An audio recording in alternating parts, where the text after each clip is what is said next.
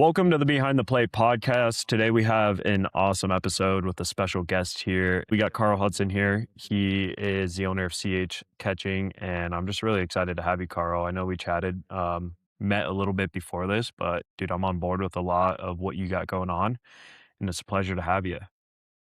Yeah, hey, thanks for having me, man.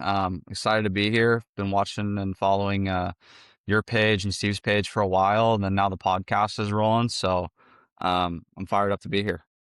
Yeah, man. Well, I felt left out. So I know you and Steve have known each other for a little bit. And, I start working with Steve and he's like, you gotta meet this Carl guy, this is what he believes in and all that. And I know we kind of created a group chat. We've been chatting back and forth. So I was like, well, I want to get in on making a friend and doing all that in the catching world, Yeah, man. So yeah, yeah, it's awesome to be here and have the conversation. yeah. The catching community is a special place, man. I mean, it's the best community in my opinion. I think in everybody's opinion, versus pitching and infielding and hitting, whatever. Catching's on top. So it's exciting to meet more guys in the catching space. Yeah, absolutely. Steve, his brand is obviously iron catching, and I think it's really cool based off of Proverbs 27:17. And I know you're a believer as well. Um, Yeah. iron sharpens iron as one man sharpens another. And I think what's really awesome about that is I think that can apply to for, brothers in Christ, but also in the world of like development, especially with catching, of like, hey, we're all on board towards the same mission. And I fully believe that what we could do today is sharpen each other on things we agree with and disagree with. I think, part of that verse is talking about like friction and how it can push the needle forward for um getting towards a desired goal, which we all believe in, but how we get there is going to be different. I know you're going to have different beliefs today, Carl, with like in the catching world, and I'm excited to see like what that is of things we might disagree on how we end up on that. So I'm pumped, and I think it's for the betterment of like where catching's going right now. But I wanted to start, dude, of like just tell us a little bit about who you are in the catching world and space and what you're trying to accomplish with like your brand and what you do with working with catchers. Yeah. Yeah, my name's Carl Hudson, owner of CH Catching and Hitting. What's funny is I didn't realize it till literally about a year ago that the CH in catching and hitting could also just stand for catching and hitting, not my name. So people thought my brand was like catching, hitting, catching, hitting. But yeah, Carl Hudson, owner of CH Catching and Hitting. Been working with catchers now for about 6 years, full time with the brand. Started up when I was 21 years old, and it's been a journey coming from Orange County all the way down to San Diego, and still working with catchers all over SoCal, and um, just love helping catchers of all ages work. We've worked with guys literally from 8 years old all the way to the big league level, and so I guess what I'm trying to accomplish with catchers is just get guys to the next level. That's always been the goal. Whether it's the 10-year-old trying to make an all-star team, the junior high kid trying to make a high school team, kid trying to move into varsity, or a varsity kid trying to play in college, or even a minor league guy trying to get to the big leagues. Like the goal and everything we've done is just to get guys to whatever their next level is. Well, awesome, man. So I guess let's learn more about Carl himself. Like, dude, what can you say about yourself and maybe a little bit about your journey and how you got to where you are with this catching development? And I know you're in San Diego and that's where you work with guys. So I guess like what could viewers learn about you before we kind of dive into more about, your catching beliefs? Yeah, I'll I'll give as best of a summary as I can give. So, played baseball till I was 23 years old. Played at San Diego Christian College is where I finished up. Kind of had the option to go do the whole indie ball thing and go that route, and kind of just decided that, if I really wanted to grow in baseball and in the coaching space, like that wasn't a good idea. So I actually kind of retired from baseball by choice just to make sure I, got into coaching the way I wanted to get into coaching, and not have to default into it into other ways. Um, kind of where I got my starting coaching was I actually did a junior coach program when I was 14 years old up in Orange County with FCA, Fellowship of Christian Athletes. And I did that for a couple of years, and kind of found myself in a lead coach role at the age of 17, like running teams and stuff for those camps. And then got into a assistant camp director position at around 18 to 21 years old is kind of when I was doing that, and then still helping out with their travel ball teams on the side as well. And that's kind of where I really started to grow my passion just for coaching. Obviously I was working with all skills at the time, not just catching. And then again, when I was around 21 years old, while I was still playing, is when I started CH catching and hitting, and started working with athletes on my own under my own brand, kind of a little bit more under my own terms, and not in the camp setting or the travel ball setting. So that's just kind of the quick summary of it. But yeah, I've been coaching for a pretty long time. Got an early start on it and found a passion for it early, and knew that's what I wanted to do with my life. All right, Carl. So what's your current setup you got going on right now and what you're trying to accomplish with, how you're currently working with your catchers? Like what does that look like for someone watching to understand just how you're serving your guys in the catching world that, work with CH catching? Yeah, so our current setup, everything we do is hybrid training. So everybody comes in to work with me either weekly or 2 times a month. Depends on kind of what option they end up going with.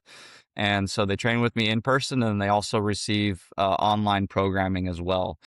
And that goes for our evening clients. So that later in the evening slot, which is, we work with 10-year-olds all the way through the high school level. And then earlier in the day is typically when we have our college athletes come in, or our pro athletes, depending on the time of year. I also run a junior college program as well throughout the year. So those guys are coming in fall, winter, spring, summer.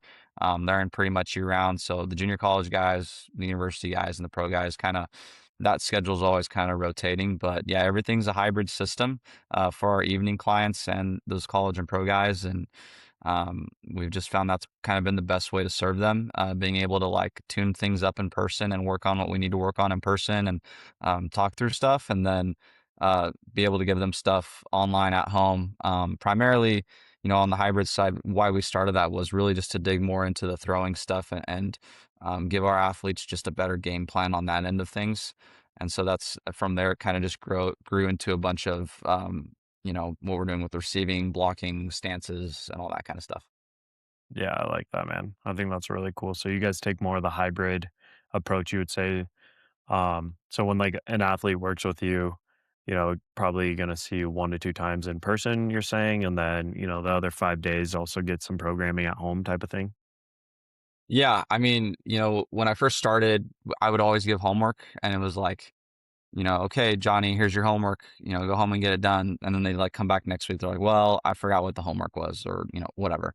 So it was kind of like, okay, like, how can we create something that guides our athletes on what to do between sessions, so that when they actually come in, we're able to maximize our time together and really talk through things more. And it's allowed for us to get more feedback from the athletes and the parents when they go and play games, and get that in-game video to us a lot quicker and be able to break that down. Yeah, I like that. I like that.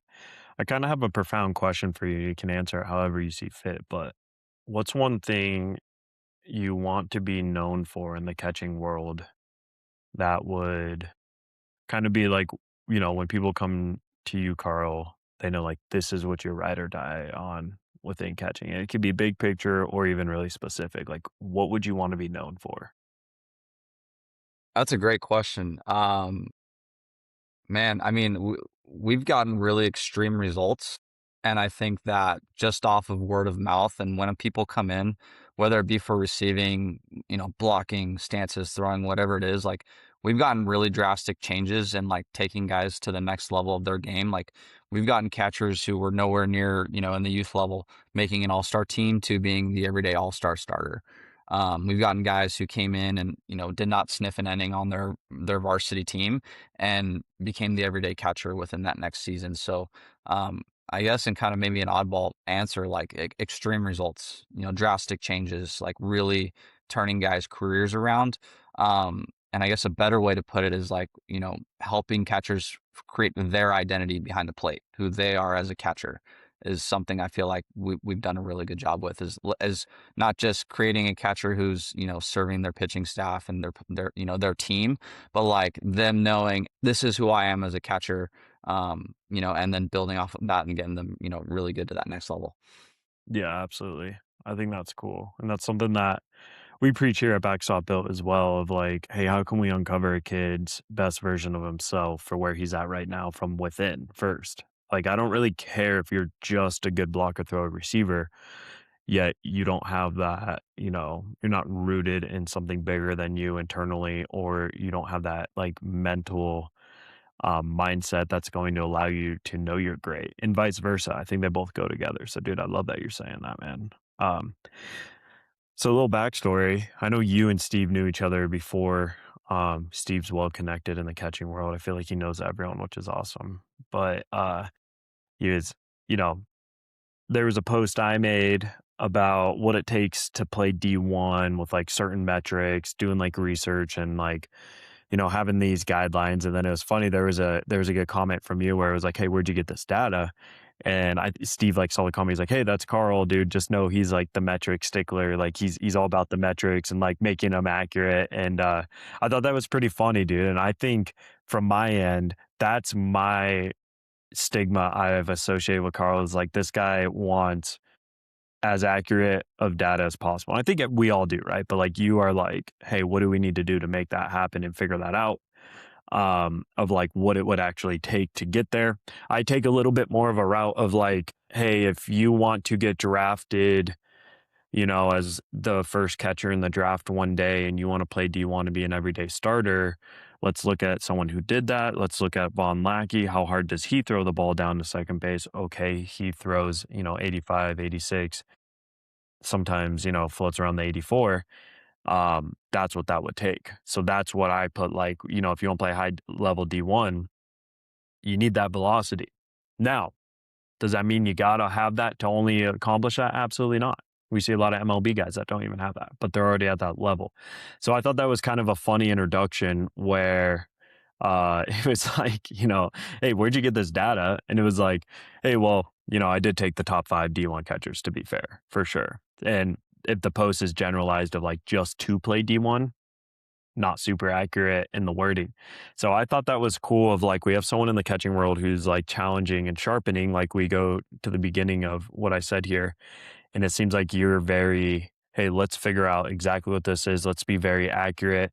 Let's get an aggregate of, can you throw 73 to 83 and still be a D1 starter and get drafted by what it's saying? Maybe." So I wanted to hear your thoughts on that in that first interaction, because I thought that was pretty funny, like a good way to meet you. Yeah. Yeah, I mean, we're all about objective feedback in the facility, so we're constantly measuring velocities, release times, and we're constantly trying to find ways to accurately measure that, and measure it more often. Measure every single throw, like give that feedback every single time. We're getting hit track soon, so I'm super excited about how we're gonna be able to use the data on that. But like in tracking all this, like it just makes it more black and white for the kids and the families. Like, hey, we tell our athletes, like, if you want to play Division 1 baseball, like you need to be able to top out at 80 miles an hour to second base. We have guys who are in that high 70s range, and we're like, okay, well, where's the release time at? Like, you need to be around this release time range to play at the Division 1 level. And now that I've been doing this long enough, and we've had enough college athletes come through the building, like I'm still building something out where it's kind of like, okay, like NAI, D3, D2, D1. Obviously, you're going to end up at each of those levels for different reasons, and you may turn down other offers to go other places.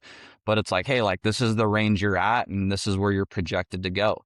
And then when we get the college guys in, it's kind of like, okay, so when we've had, minor leaguers in, or the little, the couple big leaguers we have worked with, like this is where they're at. Like, are you striving to get to this level? Are your metrics there? Like, yeah, I know you're good. Like you're in professional baseball. Like I'm not doubting that, but like you're telling me you want to play in the big leagues, but your average velocity is lacking, and whatever data we can get from them. I remember when I first messaged you, I was just super curious because like we have access to like some synergy accounts. Some of the college guys send me their synergy profiles and stuff like that. And then there's also like True Media. And kind of what I've found between the two is that synergy seems to be more accurate when it comes to the throwing and the blocking stuff and some receiving stuff.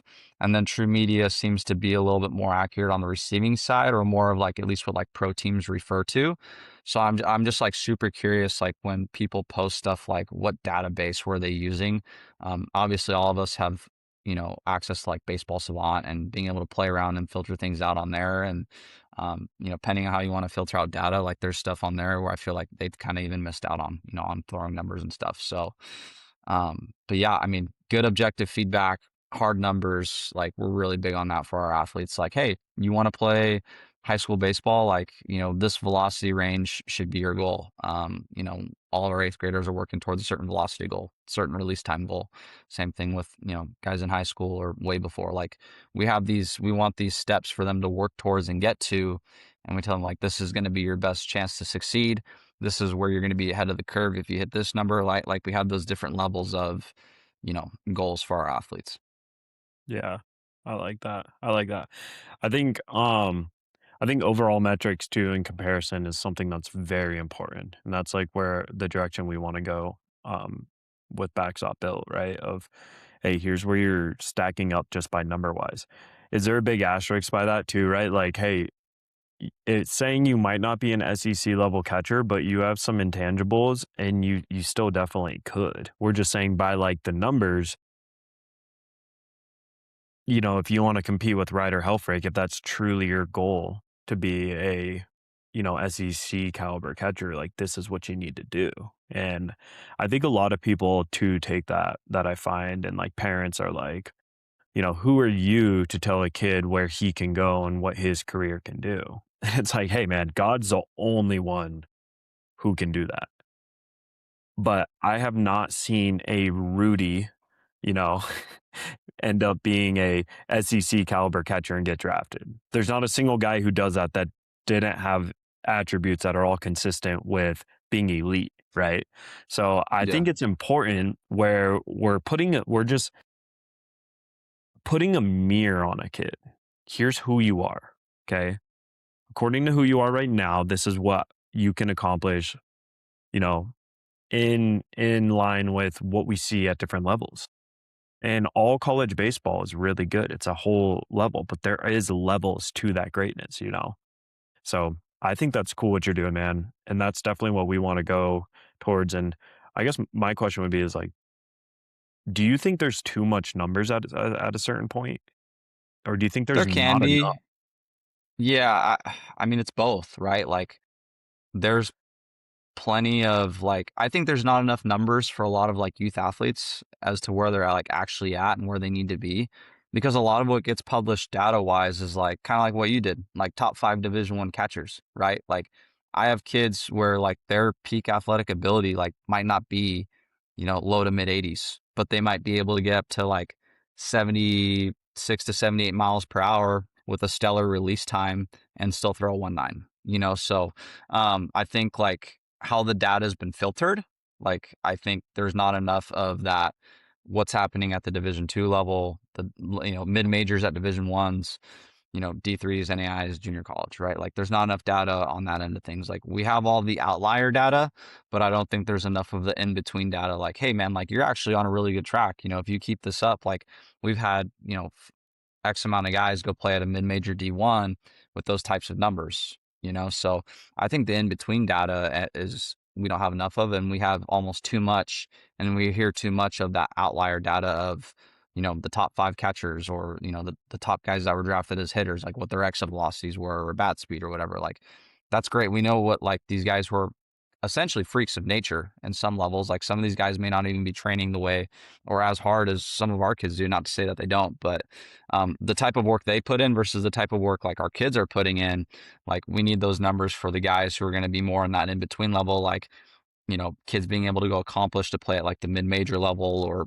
higher or lower, right? Like that in-between data is where I think we don't have enough of. And again, we have too much of the outlier data, right? Like what's the first thing you see when you click on the MLB network, like at night, right? Like, name your MLB player hit a home run at 115 miles per hour or 470 feet, whatever, right? Like that's the outlier data. Like what happened and the other at bats when he went on a hot streak and hit a bunch of doubles and all that stuff. What was the exit velocity? Like that in between data, we don't have enough of, in my opinion, for kids to look at. I like what you're saying, the in between data, because I just had a conversation, with another guy we had on the pod, and Steve and I were talking with him, and afterwards, it kind of hit me where, if you're a catcher coming up in high school and you do like PBR, perfect game, and you go to an event to get ranked, you know what I mean, and to get your data shown on some sort of profile. Well, what's the two things that you're going to get tracked as a catcher? It's going to be pop time and velocity, right? Those are the two things that when you go to that event. Doesn't matter if you had perfect receiving, if like you did some sort of bullpen there or blocking. Who you are as a catcher is going to be that.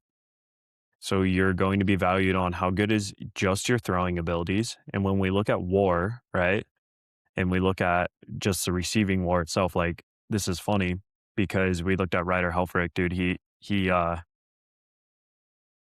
It was like 27 was his overall WAR, 27 runs, like point something, and then his receiving WAR itself was like 24 point something, right? So like the runs he's saving is like coming all from receiving. Blocking and throwing is just the other three.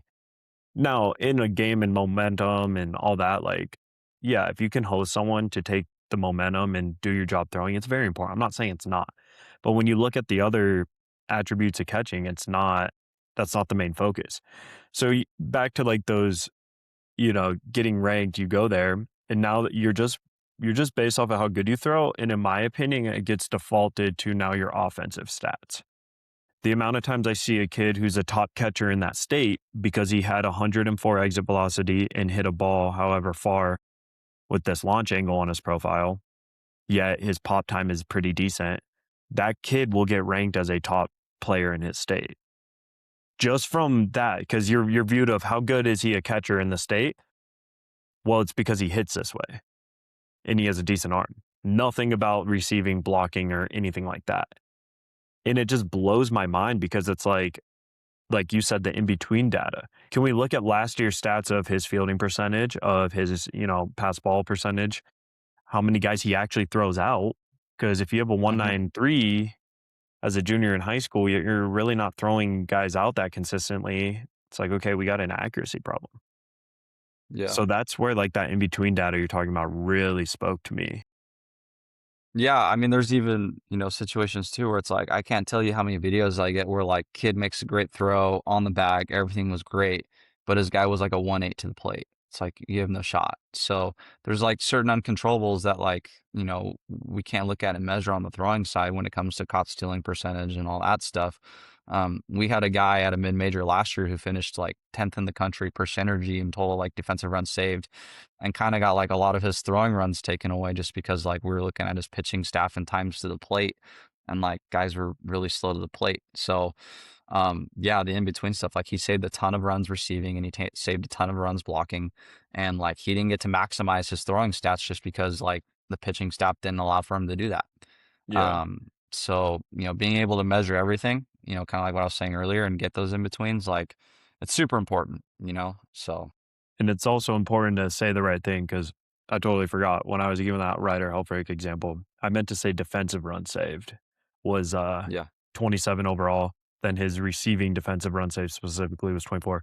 His WAR, wins above replacement, was 1.99, which is almost two, meaning he won his team two additional games based off of his defensive stats without them even warming up for the game or actually playing, which is I can't even tell you how insane that is, dude. That's crazy.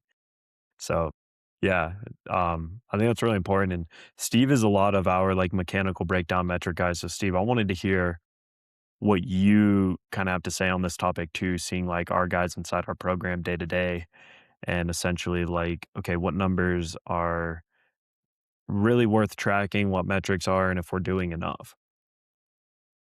I think, even Carl and I go back and forth on this convo a couple times, but, like, the biggest thing that we track in here is the back foot down, release time, and then obviously if you have a good, natural outcome of both is gonna be a good pop time, right? Like, the pop time isn't, like, our necessary like, that's not the big number. Like, I wanna help kids decrease their exchange time and getting their back foot down because there are too many times, like, we're working with kids where they're taking a huge step towards second base because there's a dad or another coach that wanted them to take such a big step to gain ground towards the bag when they don't know how to gain the right momentum towards the bag and still getting that back foot down efficiently. Or, like, we really don't track velocity. It's tough, especially if kids don't have access to a gun, but if they do, the biggest thing is that okay, if we're really training kids like to gain higher arm velocity, like one of our college guys right now that we got is he's going to Sterling College, is committed there. He has a freaking cannon if he allows it to be. So I'm like, dude, I don't care about your pop time. I care about you getting that ball down to second base fast. And if you learn how to be athletic and hold your posture as you throw, like for me, that's more important than him sitting in a 1.8, 1.9 consistently. But he's going to naturally do that if he lets his arm work and he moves efficiently down to second base. So I'd say like the big numbers that I look at as a coach will be back foot down and then exchange time. And like, you're chilling in the 1.9s area if you get that back foot down time within 0.25. And then if you're consistently 0.6, 0.65 with your exchange time, you should be in the 1.9 range. And then you're probably going to be a 70 and mid to upper sevens guy when you're thrown out of the crouch. And that's a great recipe for being sub two, if not getting close to sub 1.9. So that's what we kind of track in here. And that's what I look at every day. And then like, mechanic is a whole other topic, but I think the biggest thing I'm preaching with our guys now is because like we're in a generation full of drills, mechanics, right? I'm guilty of this when I first started coaching out. Like I have a very similar story to Carl. Like we started coaching fairly at the same time because my playing career got cut short because of injuries and I was very drill heavy and that turned my catchers into robots essentially. And when in game, they should not be worrying about that. That's our job as a coach to get them in the right position and for them to worry about a consistent outcome. So I'd say it's been like within the last couple of years, it's how can we have a consistent outcome in our training and go from there. And then when guys are in showcases, it's more about what's your ceiling. Because in accuracy, great. If it's there, but that's your time to show off your arm, show off your pop time. And if accuracy is there, great. If not, you're just showing the coaches your ceiling at the end of the day. So that's kind of my thoughts there. I like it. I like it. And I'm gonna put you guys on the spot a little bit. I'm gonna kind of facilitate some friction here. I know you and Carl know each other, so I'm assuming, hopefully, if you've gotten close at all, there's some things you agree in the catching space and disagree with. I'll let either of you guys go first, but what's one thing you guys know you maybe aren't fully on board on, Carl, of what you believe compared to Steve in the catching, or Steve, what you believe to Carl in the catching, where maybe you're just like, I just disagree on some topic. I'm sure you guys have talked about it. Steve and I are always going back and forth on things that we agree on and disagree. But I want to hear this. Um, yeah, whichever one of you guys want to go first. I think this would be fun. Steve, you're the host, man. You want to go first? I'm trying to think because a lot of the time, like I go to you for the help guys, right? You're kind of like my guy I go to because I would say like I don't really know where the difference is. Maybe in the numbers like of him like nitpicking a little bit early on, but that's just a part of like what like an older catching brother would do in a way, right? Looking out to see what's like best. But like I would say receiving, we're pretty freaking similar in our philosophies. But he also texted me after one of our podcasts just about like what his philosophies are and like where I do have something else, something sparked. It's about drills before going off a machine.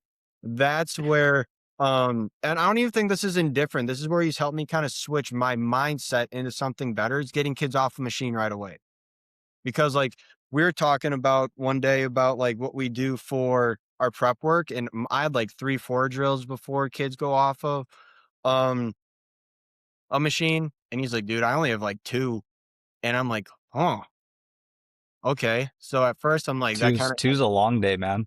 yeah that's what I'm Two's like we got a saying lot of time to work. that's what I'm saying and Yeah. that's where like he's really like helped me kind of shape like where I'm going to take my in-person business right because machine reps is what matters at the end of the day. And I think that's where, I wouldn't say like you can tell me if I'm wrong, Carl, but I don't think we have like anything too combative of against each other. I know I'm not like the most biggest on teaching blocking. Like I think you just get the body in front and obviously you can break down from there, but I mean I can't really think of anything off the top of my head Yeah, I outside of mean, that. I don't know. Steve said it best. Steve said it best, Brock. Like I'm usually challenging Steve on like what he's doing. So I mean, I don't know. Um, I guess, yeah, on the prep work, a little bit, but I mean, usually Steve's kind of like, "What do you got on this?" I'm like, "This is what I do, man. You know, this is what we do with our athletes." And disagreeing wise, like I think Steve's a little more like scap load throwers, maybe. Correct me if I'm wrong, Steve. A lot of his guys are just more like scap load dominant when they throw. A lot of our guys are a little more like internal throwers, and how we're trying to get the hips and core engaged. So I guess that's me nitpicking, I guess. But like that's just I'm talking about like common traits I see in our athletes that maybe like, Steve does more than I do. That's what I was So asking. Yeah, yeah, more like technical of, and this is what I yeah, love. well that's what I'm trying to get into, right? Like so like on the throwing side, I would say Steve's more scat based and I'm more kind of like internally rotated throwers. I'm saying that right, that's external, right? And then what else? And then like on the receiving side a little bit, like Steve's more, I think, drill based. I would say like he's more of a constraint led approach guy. On the receiving side, like I see him do more like Indian club stuff. Kind of more restraints on that end of things. Am I right in saying that, Steve? Yeah, 100%. Like, I think about Yeah. it where, you're spot on with it so far. Yeah, and then like on my side of the receiving things, we're really big on building in chaos. Like we do a ton of like we're trying to get to game speed as fast as possible with everything we do in training. Like we right now with the college guys actually when I go in later today, like they literally get one round to see whatever pitch shape I have queued up, which today is a fun one for them. They've got foam ball splitters. They're gonna get one round of receiving foam ball splitters, and then we're gonna go read and react to that right away, and then we're going to go into like top and bottom misfires with fastballs. So we're trying to get into like game speed reps as fast as we can and trying to like put guys in a more like, you know, panic scenario to get them to kind of like organically move and react, how they normally do, and then work through that. So, we try to work through a lot of organic movements and try to get them to move organically and in that panic mode because, like that's typically when mishaps happen with catchers. It's like something happens with a pitch shape, like we called for a four seam fastball and then it runs or it cuts or it does something it's not supposed to. Panic button hits, glove, whatever comes up, clank fastball, right? Like we're trying to put those our guys and girls for that matter, in those scenarios as often as possible. Do we break it down and still instruct like what we're looking for on the receiving side? Yeah, absolutely. But like we're trying to build through chaos situations and add in as many outcomes as possible as quickly as possible. Yeah, my question to that would be, because I think that's super interesting, and my question's more based around fun of like, hey, which way do you like to skin a cat? You know what I mean? Yeah. Um, Again, to go back to the preface of this conversation, like I think we're all going in the right direction of like what we're trying to accomplish. How Carl does it's going to be different than Steve, and no, the way Steve and I do things is different, and we agree on a lot too. My question for you and like what you're doing, Carl, is do you find actually picture this scenario, like maybe a kid just cannot find the right first move and like his ascension in receiving towards the ball, right? Like maybe lifting directly up, starts to clank it, kind of choppy rhythm, really, really having a hard time on adjustability, yet you're doing a lot of just machine work. How does the machine work like handle him being able to actually like fix that flow without, like to Steve's point, doing some Indian club, doing some plyos rolls, like to get that feel? You know what I mean? Like, would you say you would still feed the machine and try and work with him through there? Or is that where, like, if that was a scenario, you would pause on the machine, maybe kind of go more drill base? I guess that's all I'm trying to figure out of like, do you feel like the Yeah. machine just like weeds out a bad mechanical or flow and like they're going to So figure it out? yeah, with our, I mean, the sessions kind of vary. Again, like I've got all ages, right? Like I just talked through a college session. I might be working with like a 10 or 11-year-old later today where we progress more into that, where we'll take that approach of, short hops, PVC drill, something to kind of pattern, the first move and what we want, and then get them into that environment. So I guess like with our older athletes, like we're getting right into it a lot quicker. And with our younger athletes, we're going to pattern them a little bit more as we head into that scenario. And again, like we're still trying to get those younger athletes, depending on how long they've been with us, to be able to get to that scenario as quick as possible and get them to kind of work through that. So depending on what phase that athlete's in with us, like, yeah, if they've just started with us, like, sure, we're going to pattern the move a little bit more. If they've been with us longer, then they know coming into it that they have way less time to kind of have that, comfortability, right? And something that we preach with our athletes, like since like day one they get in, is like, this is a great place to fail, because this is the only place where like you can drop the baseball and mess up, and like, I'm not going to be the pitching coach that yells at you for dropping the baseball in a bullpen, right? Even though you're trying to get your work in the bullpen, we all know it happens. So we preach it's a great place to fail, right? Like, that's where we get a lot of kids to kind of like start making those moves a lot quicker. It's like, dude, just try it. And like, if you drop the ball, so what? Like, it doesn't matter. Like, we're trying to figure this out. So once those kids kind of realize they have that freedom, like, you'd be surprised at like, you know, where they go from there. We kind of work through like that first move and what we're trying to get at a lot quicker. Again, with the younger kids, it's a little bit more instructional before we get into the chaos stuff. And then as we get older, junior high, high school, we're getting into that machine work like a lot quicker, and not too often are we really like slowing things down to break it down. That is the purpose of some of our hybrid stuff though, like them being able to go home and work on certain drills to fix those patterns and those moves. But like, as far as the in-person stuff goes, like we're trying to get the chaos as soon as possible. We're trying to make it as much of a live game, like, as soon as possible in the session. Dude, can I go here, Brock? Because this is where, this is what social media, I mean, doesn't seem on like my page at least too. Is like, dude, like when you say that, like this is a place you can fail and nobody's gonna say anything. That's what I say to my in person kids all the time, because they're always in an area where a pitching coach is going to yell at him. You got an old school catching coach that yells at them, "Don't drop the ball" or something like that, right? But like the more that we can train failure with these kids, and if they really have the admirations to play at a high level, like you said, the foamers with the splitter, right? Like I do that with my kids, not every week, but like once a month, just to get them to see that, because that's one of the hardest pitches to catch. And I think like it also determines like how long your session is with the kid too, right? Because like how like a daily like hour session is for me, I'm going into group work now after our through our conversations call. Carl, sorry, I'm English is great today. But through our conversations is that within that group work, that's where kids get to sharpen each other. You don't have to do so many drills to kind of quote unquote make up for time, and really kind of you can cut to the chase right away.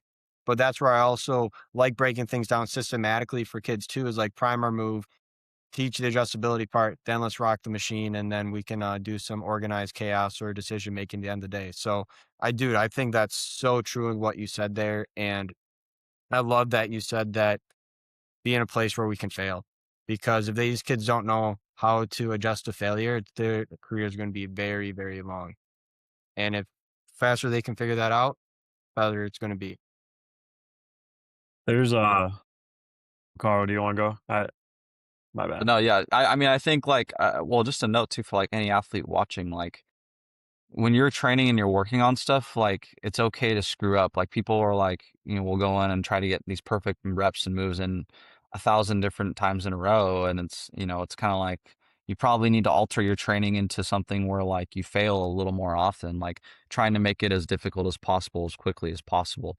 Not to say that like you shouldn't work on, your first move or your glove routes, and get them right 1,000 times in a row. I'm not saying that's a bad thing, but push yourself to be in an environment to fail, because a lot of times, like, if you look at what is your actual training split of success to failure, like more times than not with any athlete, it's okay to raise that failure rate just a little bit. Like, I get that a lot of our athletes, they want perfection. It's why they're training with us, right? Like, they want to be the best.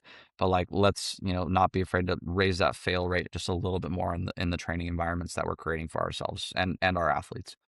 Yeah, no, 100%. And I think the San Francisco Giants do a really good job on like documenting their journey and content, and they've made some like cool YouTube videos in the last few years. And whenever they did like catching stuff on Patrick Bailey, I've actually been like doing some content around it, reacting to a few videos.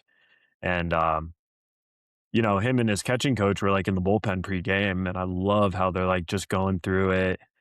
And there's this little blurb where you know, they're like messing with each other. He's like, "Oh, you actually caught a few," and Pat Bailey's just like, "Yeah, like we have an inside joke that like I maybe catch like 20% of the balls when we do machine work, especially pregame."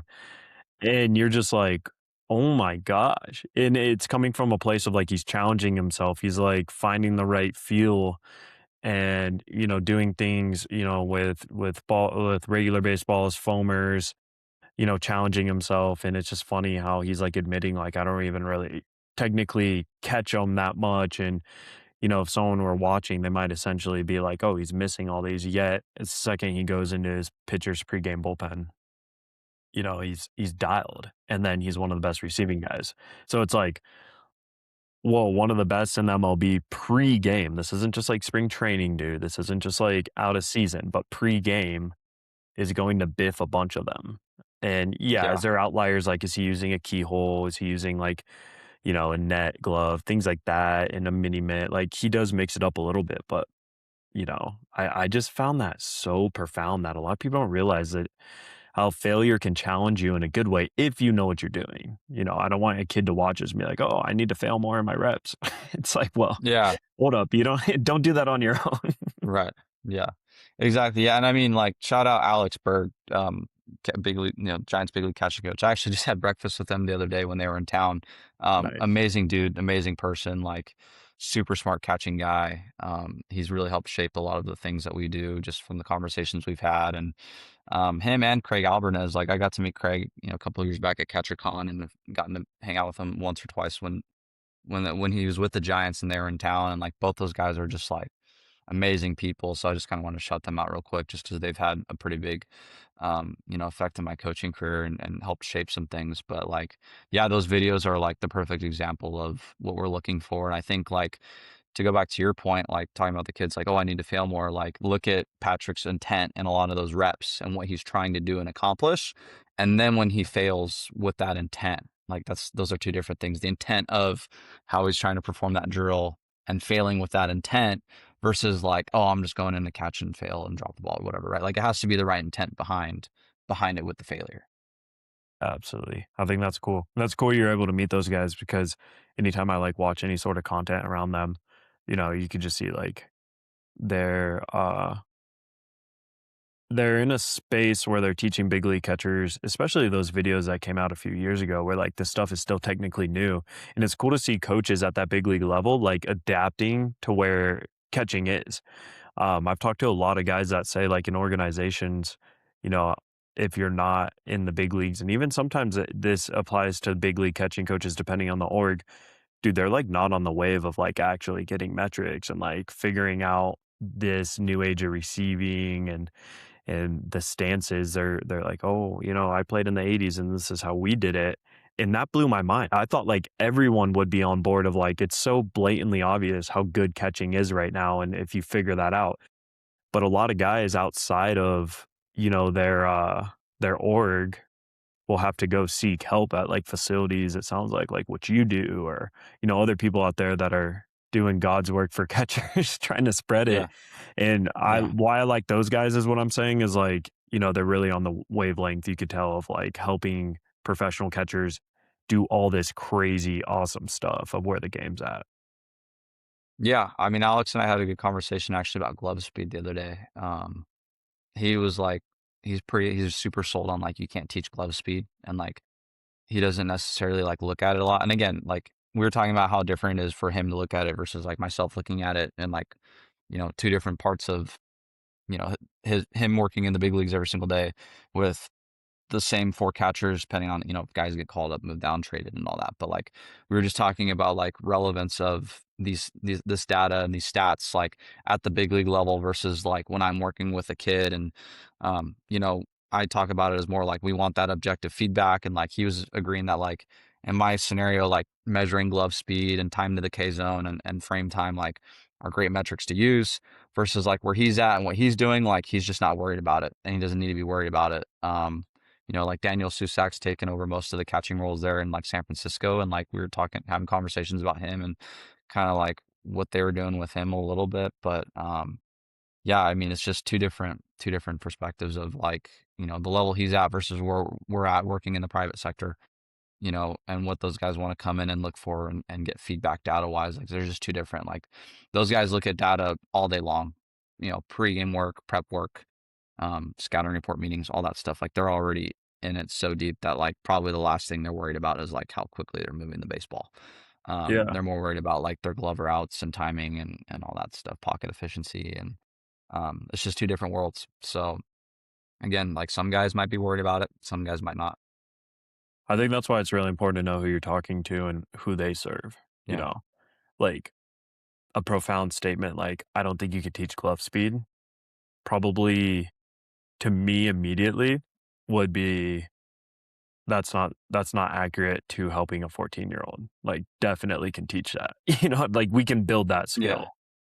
For who he's talking to, like a 25-year-old big leaguer who's maximized his body's abilities versus like when you're comparing Joey Bart to Patrick Bailey to Susak at any given moment, like, yeah, that statement makes so much sense, right? Like you Right. can't teach that. But that's why it's really important to know, like, hey, that guy's serving big leaguers on a whole different planet, you know? And like everyone he's worked with does things extremely well. So is that going to speak necessarily in the language of a player in high school? Probably not until like we really dissect this wording. And that's where I think, I'm on the wavelength, Carl, of you say it's really important to have very, very in-depth data that's accurate. I'm on the wavelength where I do think that's important. I think it's just as important to have clear communication of like what people's philosophies are in the catching world. Yeah, definitely. Like Steve once told me, this is like the second episode I'm like putting him on the chopping block for blocking. He once told me, "I don't really care how you block or your form. I just care that you get it done and get in front of it." That was like his statement. And I'm just like, yo, no way. You know what I mean? Guess what? We end up having a conversation. He cares a lot about blocking. You know what I mean? He cares a lot about it. He was just saying in the beginning, I care way more about like seeing how a kid gets in front of it and like getting the job done rather than like, let's pick apart where your elbow is versus like how you're, shrugging your shoulders. And I was just like, oh, okay, yeah, we actually essentially believe the same thing. But if I just heard that one statement, I'd be like, this is a catching coach who doesn't care about blocking, you know, Yeah. And it's funny or too, because like he said it, and like think about how fast Patrick moves the ball and stops the ball, right? Or like how good of a job Susak does with that, right? So it's like, he teaches the things that definitely correlate to it. It's just his beliefs versus my beliefs and, the lingo of it essentially. yeah, yeah, clear communication I think is going to go far. Yeah, I love this because like I think there's one thing that speaks up like anybody in the videos that you train, Carl. I love watching your college guys, and it's like how you said you range from like working with 10-year-olds to big leaguers, and I kind of agree to both statements. Is that I think at like the 14 to 16-year-old age, like you can kind of tell who has a feel for receiving. Like you can kind of tell mechanically who has a decent feel for it, right? Especially if they're like a top of the state player, something along those lines, right? Because like I'm a big believer in success leaves clues, right? And that's what we're here is to help them fine tune it. But for someone like you, Carl, like how do you teach it with guys that are like at the top of the state and keep them rolling to maintain that throughout the season and not lose that glove speed? It's just continuing to challenge them. I'm really honestly like a really big fan of like proper periodization and like what we're focusing on certain times of the year. And like it's different for when athletes are at, what times of the year they're in house. A lot of my guys, I'm fortunate enough to have pretty much year round. The college guys, we get them in two phases. We get them in for summer training. If they're not playing summer ball, we get them in for summer training, and then we get them in for winter training. So depending on the time of the year, like we're trying to change the stimulus and kind of how we're doing those things. Like we're doing different sorts of chaos drills and keeping them sharp just through like different scenarios, different situations. Like I ran you guys through the splitter stuff earlier. Like the phase we're in right now with like our high school athletes is a little bit different. Like we're running more of like a 2-plate drill where we're doing 1 rep from really far back, 1 rep forward, and we're doing it in like a read and react scenario where it's receiving and blocking, not just receiving or whatever, right? Like, so we're changing the stimulus every 3 or 4 months depending on the time of the year and kind of what we're focused on. When we get back to like early fall, like we'll kind of re-break down some of the glove routes and the mechanic stuff and fine tune or get guys to feel stuff out that like they just haven't had the opportunity to like break down and feel like they're not playing as many games. So we don't need to keep them like super sharp with certain things. So I think like time of the year and, has a lot to do with that and keeping guys sharp, For sure. especially for like, depending on the athlete, as far as like to your question with like the high school guys, like I know pretty much all my high school guys are with me year round, and being in Southern California, they're also playing year round. So we kind of throw that out the window that they're still playing year round and they're in Southern California.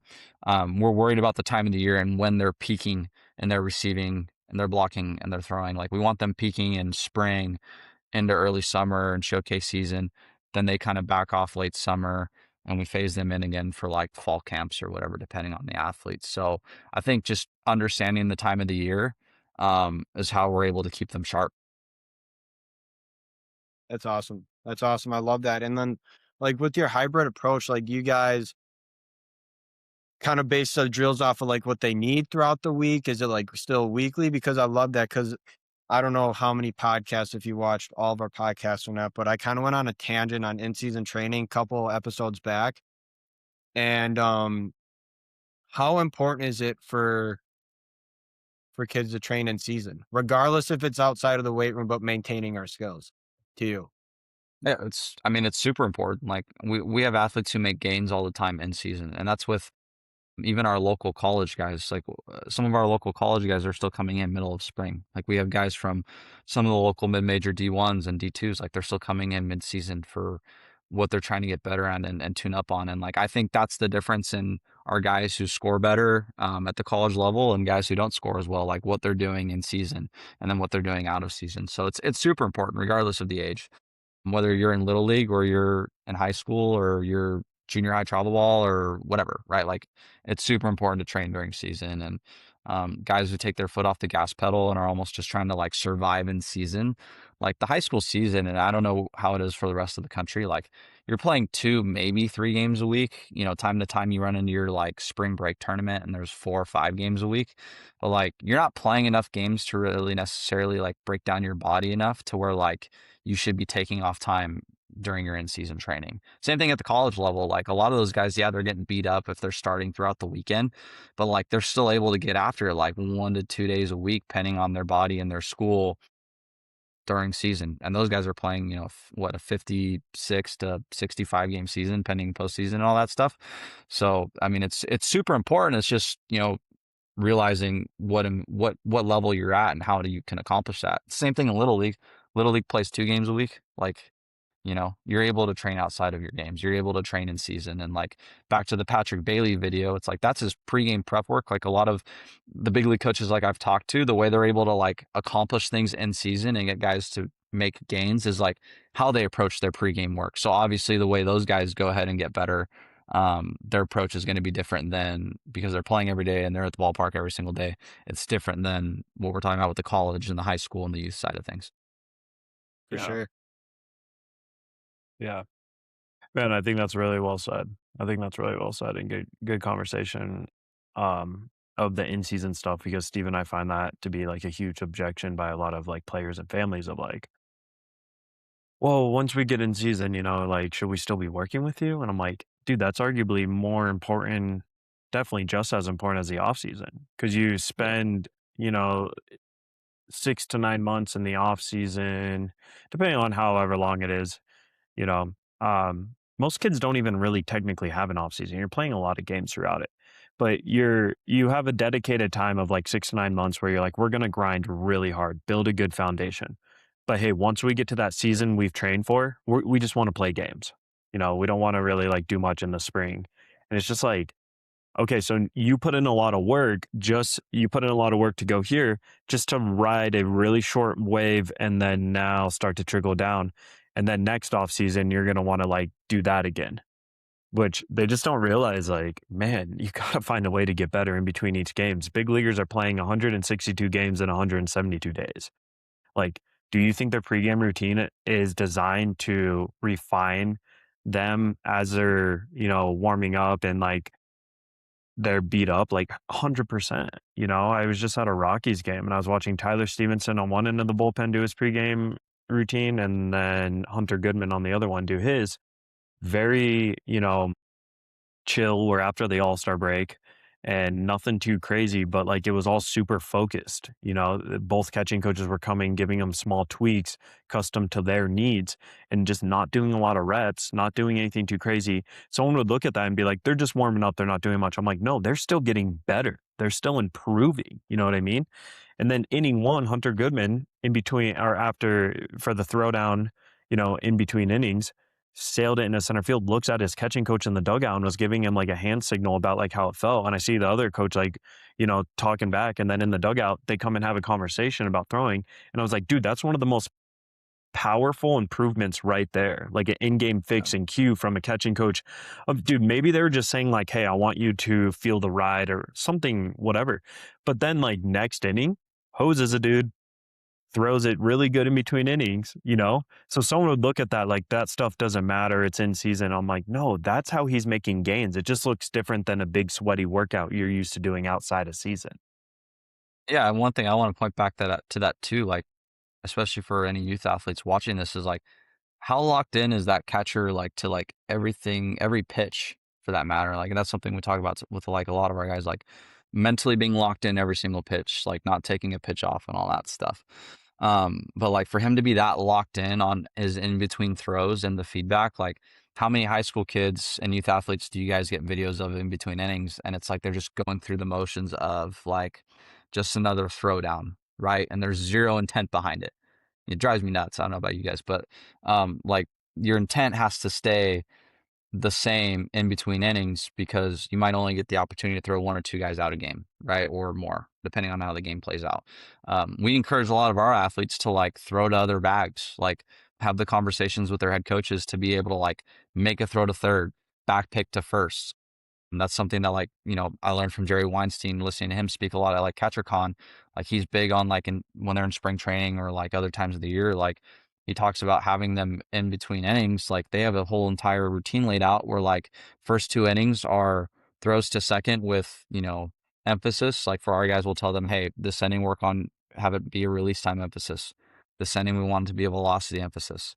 And then being able to say like, okay, make a throw to third in that third inning, make a back pick to first in that fourth inning, stuff like that. And it's like in season, like that's just stuff that I feel like not enough catchers are focused on when they get in that mode of like what we're talking about, like, oh, I'm in season, I just want to play games. Like you have an opportunity to get better every single time you make a throw in between innings, and you have to have some sort of intent behind it because that throw can give you a lot of feedback, just like you're saying, like at the game, like whatever they were working on, like they got the feedback they needed.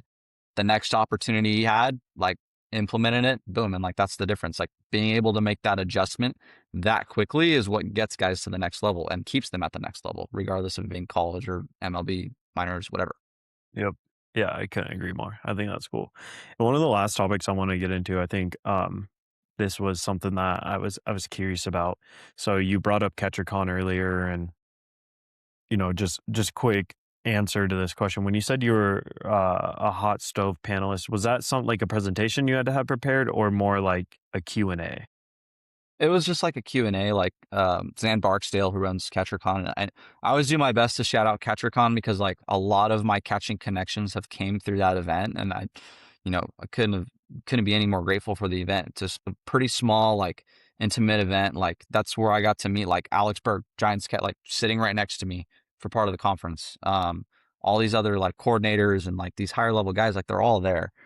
When I was on the hot stove panel, it was just a Q&A session. It was myself.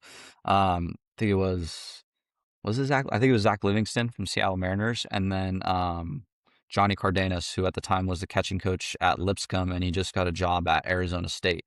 And then Zan Barksdale, like answering questions. And so the hot stove it was pretty cool because like it was three different views. There was, you know, pro ball catching guy, private sector catching guy, myself, and then a college coach catching guy. And that's something, you know, it's an event they do every Friday night. I'm doing the hot stove and speaking and doing all that. So there was nothing that I said on there that was prepared. It was all like off the top of my head. And back to your data point, like I think I ripped off mid session during that. Like I went fifth grade through college, or no, fifth grade through pro goal release times that we had for our athletes. I have no idea to this day how I did it, but like I had it memorized. I went fifth grade, sixth grade, seventh grade, like your ideal release times for age, and then all the way through the pro level. Yeah. So yeah, there was nothing prepared about that. Like everything, it's an organic conversation, similar to kind of like what we're doing now. Like there's some guided questions, and then just like wherever it goes. Yeah. Okay. Well, I'm glad you said that. And I'm glad I asked because so my original question was going to be, CatcherCon, for anyone who doesn't know, like a bunch of great catching minds go to this conference, and I've yet to been to it. Steve hasn't either. I know Carl, you said you've been to it, you like it. Maybe I'll make it out this year. It looks awesome. I know like it's some of the highest level catching minds out there. Um, you get asked to speak there is what I thought like more presentation style. And my original question was like, you're surrounded by some of the highest of the highest. What do you prepare that's going to knock their socks off and not tell them what they already know? But it sounds Yeah, like you were more of a Q&A, which is still awesome, but that was my original yeah. question. Well, if I had to speak, I know that's not what you asked, but if I had to speak, I'd probably talk through like kind of like catching systems and kind of like what I'm talking about, like the training and chaos building through that type of environment, extreme shapes, and just like I think a lot of like catching coaches, I guess getting to my point is like there's no like North Star for a lot of, I mean, just coaches in general. Like there's a lot of like, not a lot of coaches have non-negotiables, right? Like if I was to ask you guys, you know, I guess to put you guys on the spot, like I'm sure you guys have non-negotiables in catching. Like what are your non-negotiables when it comes to teaching? Name your subject, just something like easy off the rip off your head. Like what's a non-negotiable for you guys? I'll let Steve go first. That's a good question. Body body positioning. I mean, I think that's not a I think that's pretty cliche, but I think when it comes to one knee down receiving, like I think if we're not in the right angles or right body position, then none of it really matters. It doesn't matter about our glove speed or anything like that. People can look at where you start your glove, where the glove drops. Like it all depends on the kid's preference, but non-negotiable is getting their body in that more attack position and making sure that we can catch, block, and receive out of it. I would say um, mine goes way different because I think Steve's is perfect. Like, okay, solid foundation first, non-negotiable. Like, doesn't really matter what else we do or try to build on a poor foundation. Mine goes from within. I would say, especially with like us being believers, man, and the spiritual side too, is like knowing what we're trying to accomplish overall. Like, what mission are you on? Because when you know that, things are going to get a lot more clear for the day to day of, okay, how do we tactically become a better catcher, in my opinion? The amount of players I see that don't know who they are, they don't know what they're doing. They have a Bible verse in their Instagram page, which I love. They're a Christian athlete, yet they don't know the mission they're even on or what they're trying to accomplish. And I think if your cup isn't fully filled spiritually first, dude, like it's going to be really, really hard for you to now just want to be like a great physical baseball player or catcher. And it's like all for what? So my non-negotiable is know the journey you're on. So then you can unlock like unshakable confidence. And yeah, let's build physical tools on top of that. So Yeah, I mean, like, you know, that's all good stuff.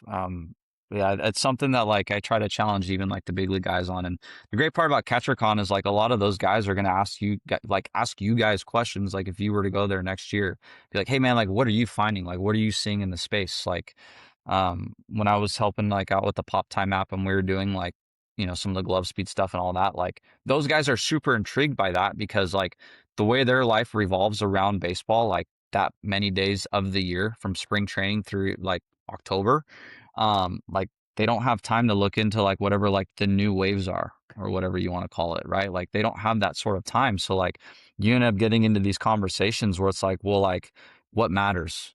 Like what are you teaching and seeing that like is a non-negotiable for you, like at the pro level, in the private sector, whatever it is, right? And it just becomes these like great conversations, and it really like challenges you, like, could I go in and list off a non-negotiable I have with stances, receiving, blocking, throwing? Like, do I have that stance? Do I have the data to back it? Right? Like, one of the reasons why I'm big on data is because like everything we have in like a non-negotiable as to why we have catchers do things, like usually backed by data. And that stuff's obviously getting better and more, reachable for the public, to where like we can look at stances, we can look at percentages of what needs down, what's not.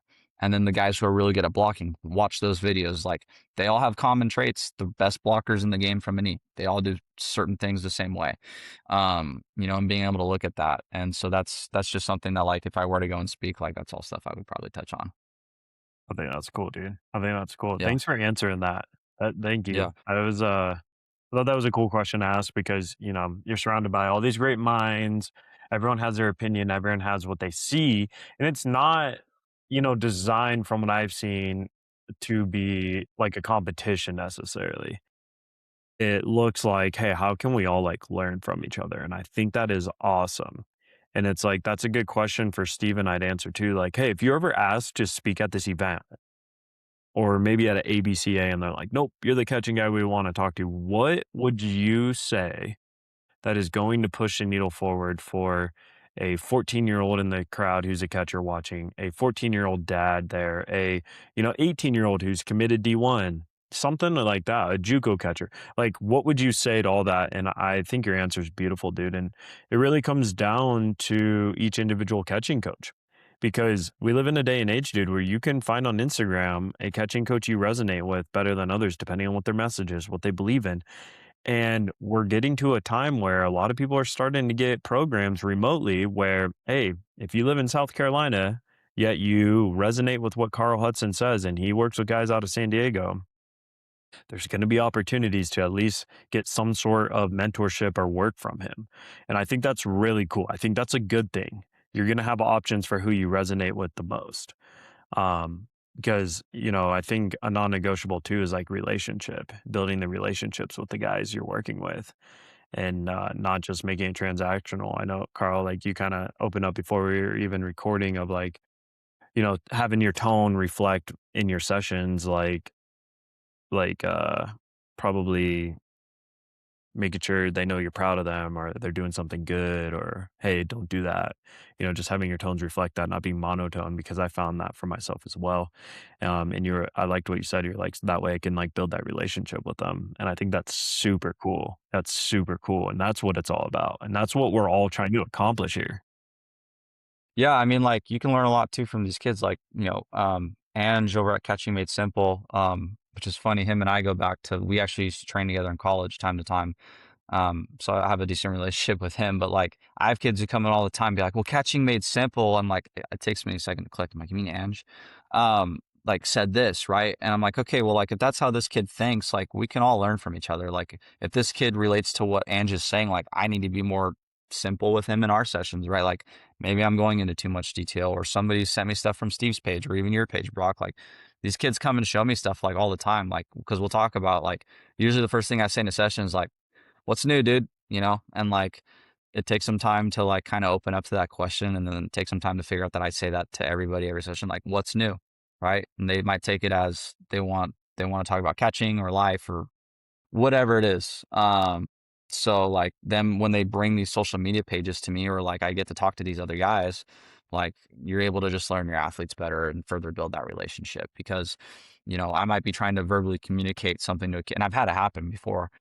I'm verbally communicating something to a kid. We've done drills, whatever, and it just doesn't stick. And then they go check out Steve's page, or they check out Ange's page, or name your catching coach. Um, and it sticks for them, which is like awesome. That's great. And that's, again, the cool thing about the catching community is, like, if you go to CatcherCon or you go to these events, like, the way the catching guys like talk and speak together in the room, like, everybody's trying to help each other out. Like, there's no secrets, like, nothing's being hidden or whatever, right? Like, it's just, that's the community. So I think, like, too, to even encourage some of these kids, like, don't be afraid to reach out to, like, myself, Steve, Brock, and any other of your favorite catching influencers, just to like tell them thank you, or like, hey, I liked what you said about this. Like, don't be afraid to reach out to us, because like, yeah, we're all busy. It might take us a second to get back to you or whatever, but like, we're happy to help.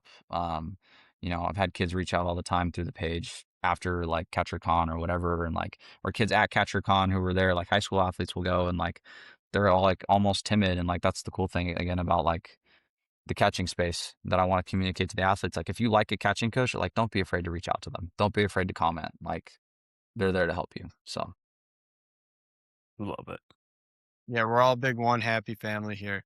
I love that. And I think that's so funny that you say that, like about like content and stuff, because there was a video, like there's no secrets in this game, right? But there was one video, like you might get a kick out of this, Carl and Brock. But so I was doing a pitch on a misfire inside, or I was setting up inside and misfire outside. And I talked about like the windshield wiper and working vertical there.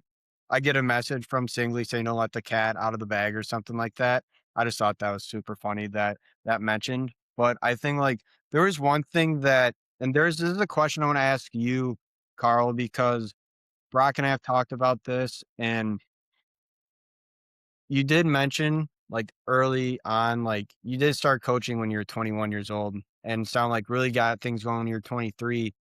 And for someone like one of my mentors taught me is unconditionally steal stuff from anyone and turn it into your own.